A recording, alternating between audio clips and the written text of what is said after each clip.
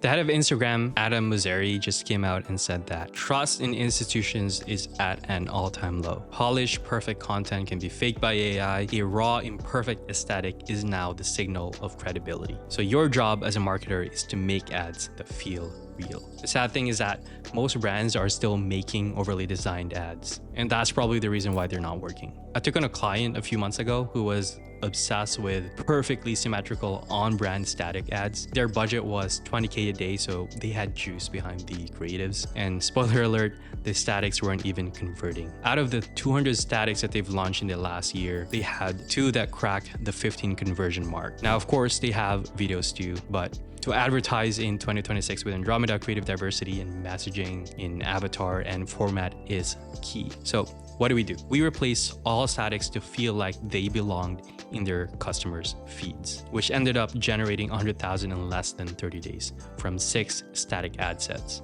And here I'm going to show you how to make static ads that actually stop the scroll and, of course, convert. First off, here's the problem. You're looking at your ads with a marketer's eyes. You're thinking about brand guidelines, color palettes, and whether the logo is big enough or whatever the right font is. Please just stop that. Your customer isn't thinking about that. Unless you're a Fortune 500 company, your customers won't even care. And just to humor that train of thought for a second, let's say you create a horribly unbranded ad and it does not perform. Guess what? No one is gonna see that. And Facebook will stop showing it to people because it does not convert.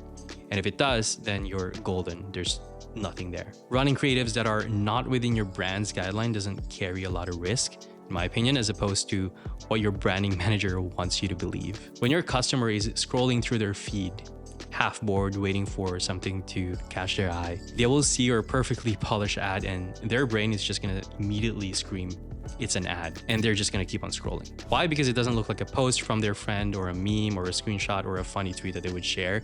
It looks just like the other corporation out there trying to sell them something. So here's what I want you to do. Look at your ads in your customers' eyes. And I call these set of ads the feed-worthy creatives. Feed-worthy means it looks like it belongs in the feed. It feels native, authentic, and relevant. So here's how you do that. Number 1 is use your customer's digital world. Huge caveat here, it has to be relevant to your customer.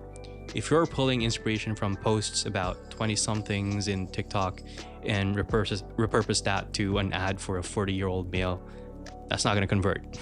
So think about relevance. What does your customer see on a daily basis? What podcasts do they listen to? What memes do they share? What is the digital world that they live like? Here's an example from one of our brands. We knew their audience watched a lot of Oprah, so we used her as a hook for an educational ad.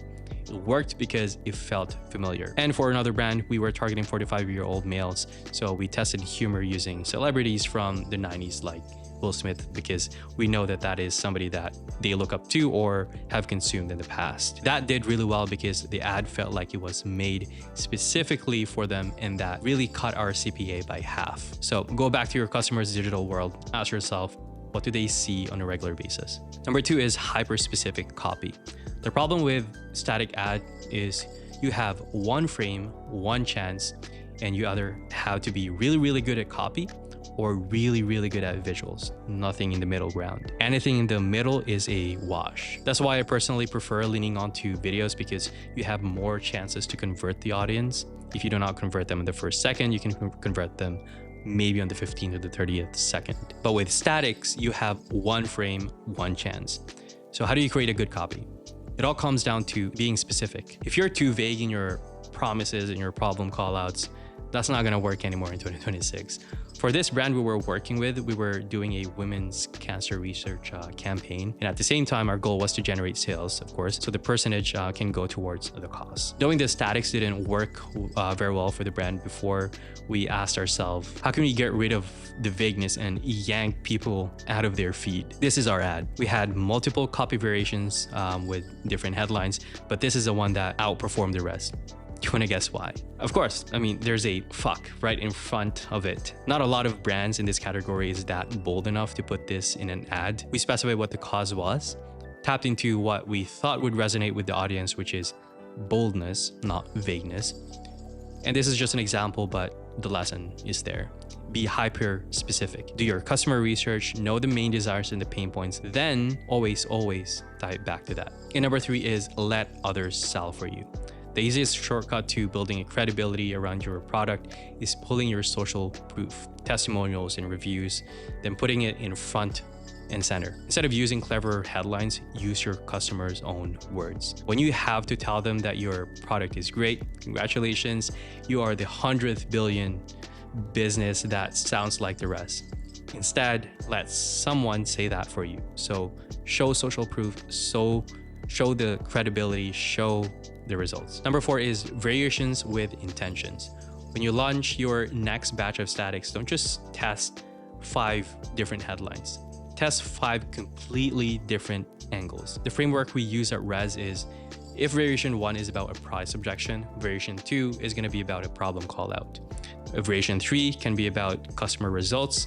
Version 4 can probably be about risk reversal offer, like a money back guarantee.